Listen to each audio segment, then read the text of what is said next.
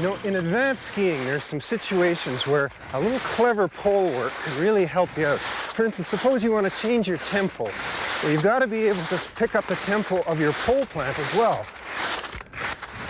Going from longer turns, like these ones, to shorter turns too.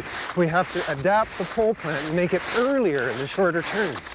Now, it's a fairly subtle difference in timing, but have a look and see how at the end of each of these turns, my pole goes in.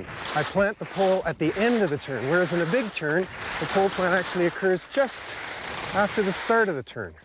Anyway, that's a subtle difference, but it's one of those adaptations of the pole plant that can really help you to make the switch when you go from a short turn to a long turn, and so on.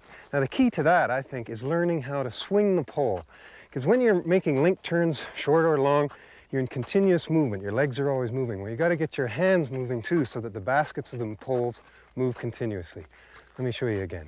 Now, to practice your pole swing, just do some easy turns and just concentrate on, as you turn, move the basket of your pole. Don't watch your hands, look ahead. Now, that contrasts to a lot of skiers who do this. They get to the end of the turn and then they have to do a quick movement like that to bring the pole forward. So if you think you have a hair trigger pole plant, what you can do to fix that is just smooth out the pole plant by matching the swing of the pole to the tempo of the turn, making sure that the baskets of the poles move all the time, continuously. They're always moving like that. Something else that may help is if you can visualize a spot in the snow where you want to stick the pole in. The way I do that is I sort of imagine there's a triangle between the tip of the ski and the boot, like that.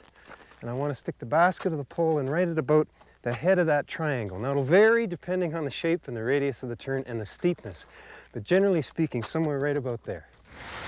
So visualize those spots where you're going to stick the baskets of the poles in and keep the poles moving at the same tempo of your skis.